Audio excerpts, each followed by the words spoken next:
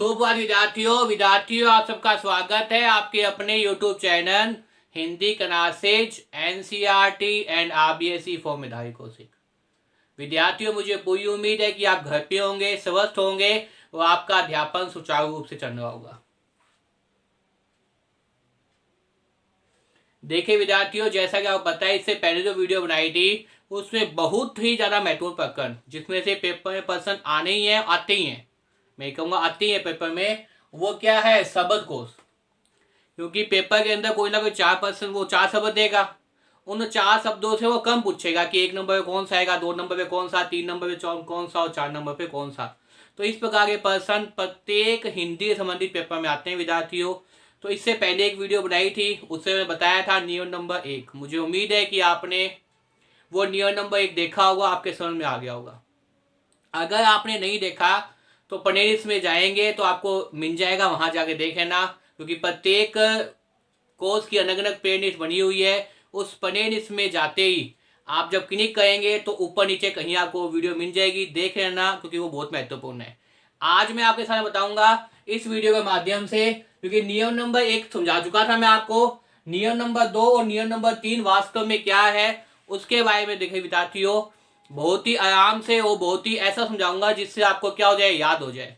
तो विद्यार्थियों, अगर मेरे द्वारा बनाई वीडियो को पसंद आए तो इसे ज़्यादा लाइक कीजिए, कमेंट कीजिए, शेयर कीजिए विद्यार्थियों। और अगर आप चैनल पर नए हैं तो चैनल को सब्सक्राइब कर लीजिए, ताकि तुरंत आप तक क्या पहुंच जाए, नोटिफिकेशन पहुंच जाए। तो खूब मन लगा के पढ़िए, घर पे रहिए, स्वस्थ रहिए, अध्यापन करते रहिए। तो देखिए विद्यार्थियों, नियम नंबर 1 की जहां तक बात करें तो थोड़ा सा मैं आपको बता दूं, मैंने बताया था इससे पहले कि शब्दकोश जो होता है, उस शब्दकोश के अंदर आप किस प्रकार से वर्णों को देखेंगे वो मैं बताया था। कि शब्दकोश के अंदर अगर आपने देखना है तो सबसे पहले तो आप क्या करोगे, जो मात्राएं हैं उनसे शुरू करोगे, फिर व्यंजन तक आओगे, अंत में क्या होगे, है, अंत में सबसे अंत में क्या होगा, आधा अक्षर या आधा वर्ण आपको देखना है। तो देखिए इसका नियम मैं दोबारा से बताता हूं। सबसे पहले तो आपने कैसे करना है इस प्रकार से जो है वो, इस एक जो मैंने नियम नंबर 1 लिखा हुआ है इसको याद करना है आपने। पहले तो क्या है, अंग मतलब अनुस्वार। अगर किसी शब्द के अंदर अनुस्वार लगा हुआ है तो पहले नंबर पे लेके जाना है आपने। उसके बाद में ए, फिर आ, फिर ई, छोटी बड़ी ई, ऊ, छोटा ऊ, बड़ा ऊ, वी, ए, ऐ, ओ, अंग, कै, ख, घ। यहां तक तो क्या है, यहां तक तो मात्राएं हैं। कितनी मात्राएं हैं, 11, 1 2 3 4 5 6 7 8 9 10 11। यहाँ तक तो क्या है, 11 मात्राएं। ई की मात्रा का आउट में नहीं आते, ओ को मात्रा के रूप में लेते हैं, वैसे कुल 11 मात्रा होती है। तो यहाँ तक तो क्या आ गई, मात्राएं आ गई। मात्रा के बाद में ये क्या करना है आपने, सपस जो व्यंजन है उन व्यंजनों को काउंट करना है। जैसे ये क्या है, कंठ व्यंजन, कै, ख, घ, घ, ढ। उसके बाद में तांडुए व्यंजन, च, छ, झ, झ, न। फिर मूर्धन्य, त, थ, ध, ध, न। उसके बाद में दंते, त, थ, ध, न। फिर ओस्ते, प, फ, भ, भ, म। फिर अंसत व्यंजन कौन से हो जाएंगे, य, व, न, व। उसके बाद में आप देखिए उत्सव व्यंजन बोलते हैं। उत्सव व्यंजन क्या होते हैं, तीनों प्रकार के जो से है, तीनों प्रकार का से का नहीं कह के मैं कहूंगा आपके सामने तांडवे से, आपके सामने मूर्धन्य से, आपके सामने दंते से, अंत में क्या है, और है के बाद क्या दिखाई देगा, आधा वर्ण। अगर आपने इस प्रकार से इस नियम को याद कर लिया है तो मुझे लगता है कि आप शब्दकोश के अंदर शब्दों को प्रश्न कर पाएंगे पेपर के अंदर, तो आप इनको आसानी से कर पाएंगे पेपर के अंदर, क्योंकि ये बहुत ही महत्वपूर्ण नियम है। इसी नियम के आधार पे आपने क्या करना है, शब्द को देखना है। सबसे पहले तो ए का मतलब यहाँ पे क्या है, अनुस्वार, अंग जिसे बोलते हैं। फिर एंग, ए, आ, ई, छोटी ई, बड़ी ई, छोटा ऊ, बड़ा ऊ। फिर वी के बाद में ए, ओ, अंग, कै का मतलब यहां तक तो आपके सामने स्वर है, और फिर क्या है, व्यंजन, ओ, अंग, कै, ख, घ, घ, ढ। ये क्या है, कंठ है। सबसे पहले कंठ आएगा, उसके बाद में क्या आएगा, तानुए, च, छ, झ, झ, न। उसके बाद में मूर्धन्य, ट, ठ, ढ, न। उसके बाद में आपके सामने दंत, त, थ, ध, न। फिर आपके सामने ओस्त, प, फ, भ, म। फिर आपके सामने अंतस्थ व्यंजन, य, व, न। उसके बाद में आपको देखिए तानवे से, दंते से, मूर्धन्य से, है और आधा वर्ण। ये इससे पहले वाली वीडियो में बहुत ही डिटेल से समझाया था। अब देखिए विद्यार्थियों, मैं आपको बताऊंगा नियम नंबर 2 कि अगर उसमें एक बात आ गई थी, वो क्या आ गई थी, उसमें एक बात आ गई थी शून्य अक्षर।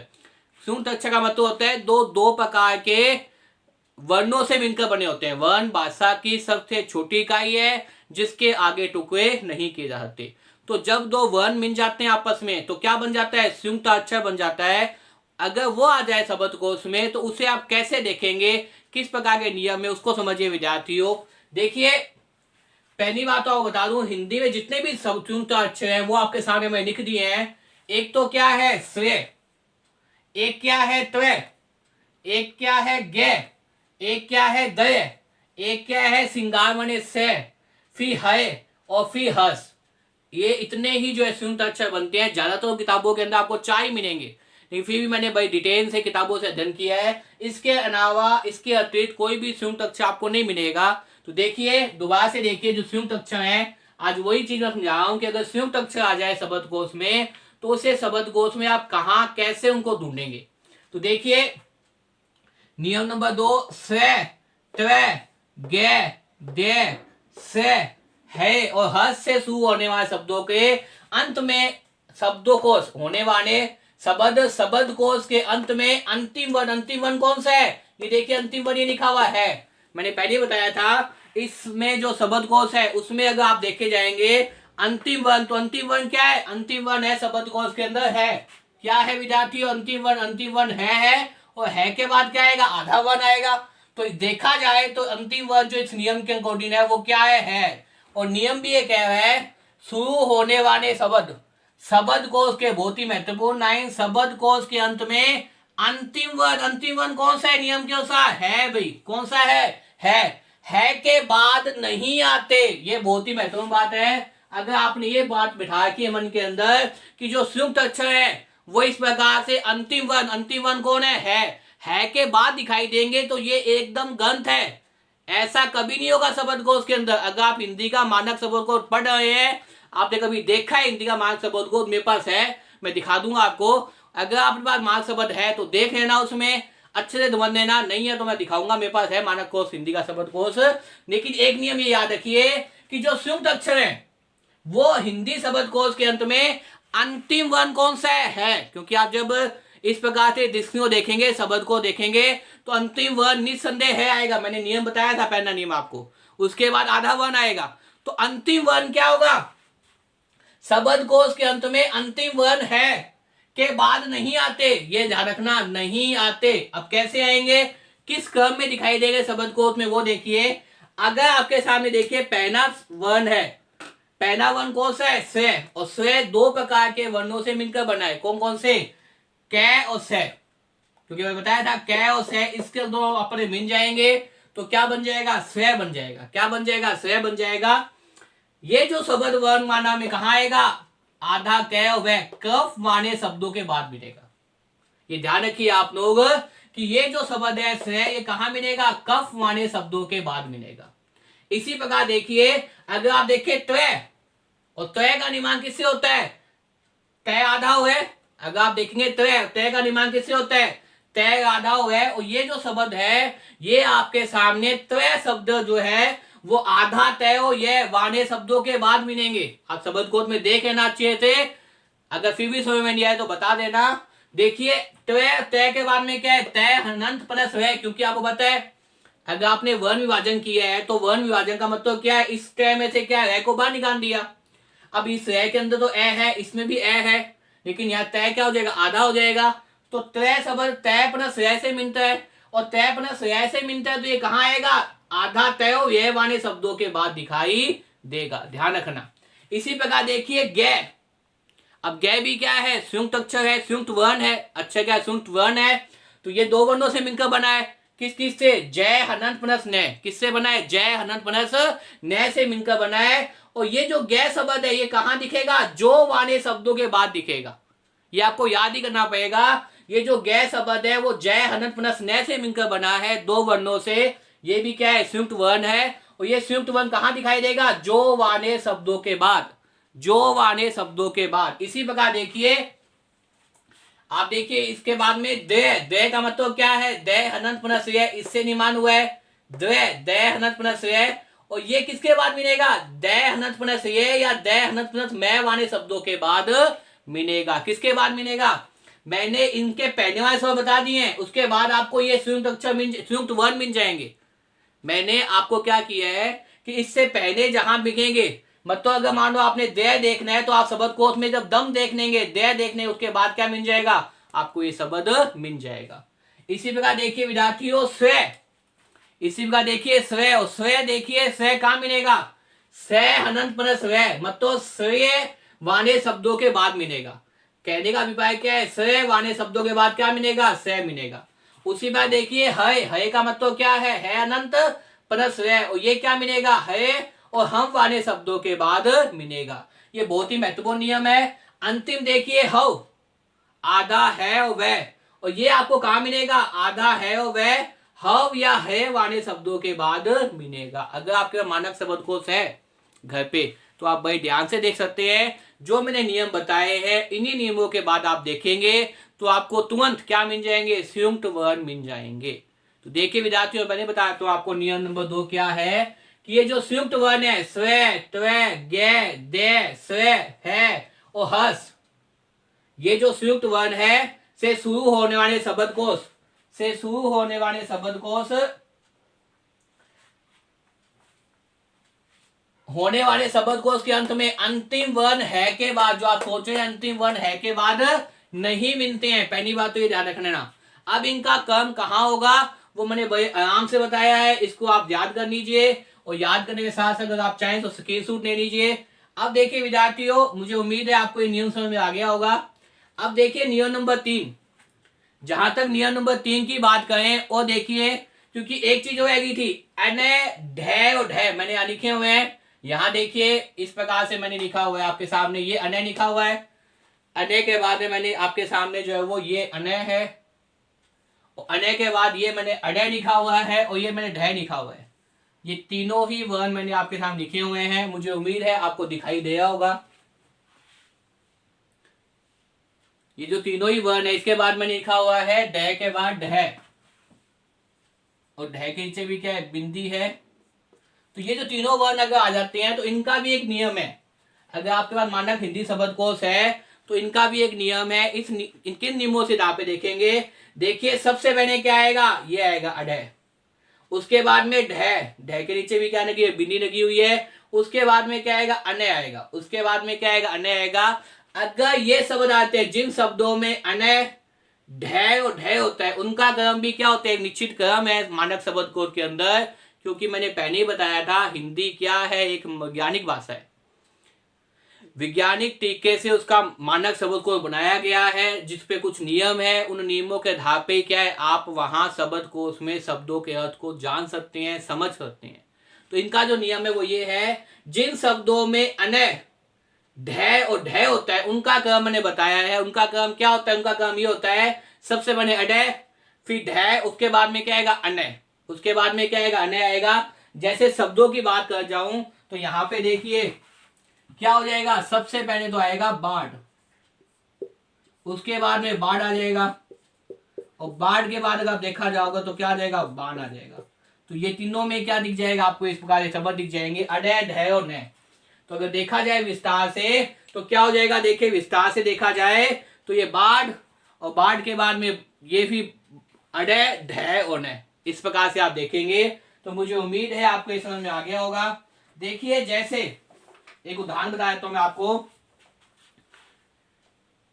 अगर शब्दकोश में आप क्या ढूंढ रहे हैं, एक शब्द ढूंढ रहे हैं, उस शब्द का नाम क्या है, उस शब्द का नाम है मोज। अगर मान लो आपको शब्दकोश दे दिया जाए और ये कहा जाए कि आप शब्दकोश में से क्या ढूंढो, ये शब्द ढूंढो, तो आप कैसे ढूंढेंगे।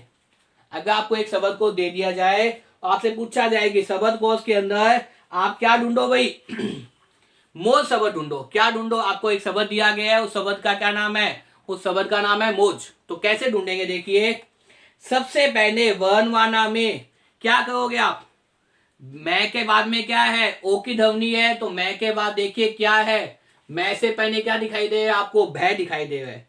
क्योंकि अगर आपको ये पता है कि किस प्रकार के शब्द आते हैं, तो आपको कहा जाए कि आप शब्दकोश में क्या ढूंढो, आप शब्दकोश के अंदर मोस्ट शब्द ढूंढो। तो कैसे ढूंढेंगे, वर्णमाला में भय के बाद क्या आता है, मैं आता है। ये देखिए वर्णमाला लिखी हुई है मैंने, ये आपके साथ भय, और भय के बाद क्या हुआ है, मैं हुआ है, क्योंकि ये क्या है, ओष्ठ्य व्यंजन है, पैफ है, भय में। तो ये भय के बाद क्या दिखाई देगा, मैं दिखाई देगा। सबसे पहले तो क्या कहोगे, सर्वप्रथम आप मैं का पन्ना खोल दोगे। मैं का पेज खोलने के बाद में पेज को पलटते हुए कहां पहुंच जाओगे, मोह तक पहुंच जाओगे। कहां पहुंच जाओगे, मोह पर। और मोह तक कैसे पहुंचोगे, वही क्रम मैंने बताया था, इस प्रकार से आप चुनोगे, यहाँ पे आ जाएगा। क्या आ जाएगा, अगर इसी क्रम को देखा जाए मैं को, तो सबसे पहले क्या दिखाई देगा शब्दकोश में, ये चीज दिखाई देगी, मैं के ऊपर अनुस्वार दिखाई देगा, फिर पूर्ण रूप से मैं दिखाई देगा। मैं के बाद में क्या दिखाई देगा, माँ दिखाई देगा, और माँ के बाद में क्या दिखाई देगा, मी दिखाई देगी। मी के बाद में फी है, मी फी। इस प्रकार से आप चलते चलते क्या करोगे, उस प्रकार से मुंह आ जाएगा, और मुंह के बाद आपको क्या दिखाई देगा, इस प्रकार से आप मुंह तक पहुंच जाओगे। मतलब मैंने आपको बताया था अनुस्वार के अंदर इसी प्रकार से होगा, पहले मैं, फिर माँ, उसके बाद में फिर मी, मी के बाद में मुंह, और फिर मुंह, और मुंह के बाद में फिर आपके बाद मैं के बाद में वी, फिर मे के बाद में ई, फिर मो, और इस प्रकार से आप कहां पहुंच जाओगे, आप मुंह तक पहुंच जाओगे। और जब आप मुंह तक पहुंच जाओगे तो मोह तुम्हें मोह के ठीक बाद में मिलेगा। और मोह शब्द में मोह के बाद अगला शब्द क्या है, अगला शब्द देखिए क्या है, जय। अगला शब्द क्या है, जय है। अब जय वाले वर्ण, जय वर्णमाला के क्रम में छह के बाद आता है। देखिए मैंने वर्णमाला लिखी हुई है, ये जो जय है वो किसके बाद दिखाई देगा, छह के बाद दिखाई देगा। ये जो जय वो किसके बाद दिखाई देगा, छह के बाद दिखाई देगा। तो क्या हो जाएगा, जय वर्णमाला के क्रम के बाद छह आएगा, इसलिए आप मोज तुरंत हमें क्या मिल जाएगा, मोह वाले शब्दों में मिल जाएगा। तो इस प्रकार ध्यान रखिए कैसे आप शब्द को देखेंगे, इस शब्द को देखना बहुत महत्वपूर्ण है। और सबसे महत्वपूर्ण बात मैंने आपको बताया था, कहीं भी कोई भी वर्ण आ जाए शब्द से, चाहे वो कै वर्ण आ जाए, चाहे वो चय वर्ण आ जाए, चाहे वो तय वर्ण आ जाए, चाहे वो स आ जाए, चाहे वो है आ जाए, और चाहे वो आपके सामने रह आ जाए, आपको देखना इसी क्रम में है, जिस भी क्रम में आएगा। क्योंकि मैंने बताया था इसके अंदर क्या है, है, ए का मतलब ए अनुस्वार, इसमें ए है, इसमें आ है। अगर आप इसका विभाजन करेंगे तो भाई डिटेल से आप देख सकते हैं कि इसमें क्या होगा, मैं हनंत प्लस में क्या है, ए अनुस्वार, और इसमें मैं हनंत प्लस में क्या है, ए है, इसमें आ है, इसमें छोटी ई, इसमें बड़ी ई, उ वी। इस प्रकार से क्या है, कहने का अभिप्राय ये कि वर्ण की जो देखने का क्रम है वो इसी प्रकार का रहेगा। आपको ये क्रम याद करना पड़ेगा। इस क्रम को याद करने के बिना आप शब्दकोश से संबंधित प्रश्न सही नहीं करेंगे। मुझे उम्मीद है कि आज वाली वीडियो देखने के बाद में और इससे पहले वाली वीडियो देखने के बाद में आपको शब्द को देखना आ जाएगा कि किस प्रकार से आप शब्द को देखेंगे और शब्दकोश को कैसे याद करेंगे। नियम नंबर 1, नियम नंबर 2 और नियम नंबर 3, मैं तीनों ही नियम जो वे विस्तार से बताए हैं।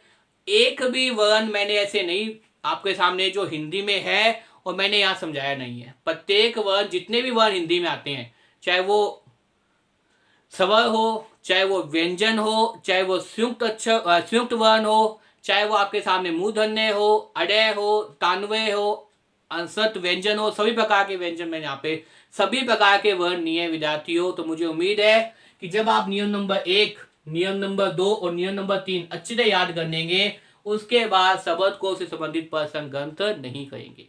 तो बार बार इस वीडियो को देखिए और याद करने का प्रयास कीजिए। और अगर मेरे द्वारा बनाई वीडियो को पसंद आए तो इसे ज़्यादा लाइक कीजिए, कमेंट कीजिए, शेयर कीजिए विद्यार्थियों, ताकि प्रत्येक स्टूडेंट तक ये पहुँच पाए। और घर पे आइए, स्वस्थ रहिए विद्यार्थियों, खूब मन लगा कर पढ़िए और कभी भी शब्दकोश संबंधित प्रश्न को गलत मत कीजिए। धन्यवाद।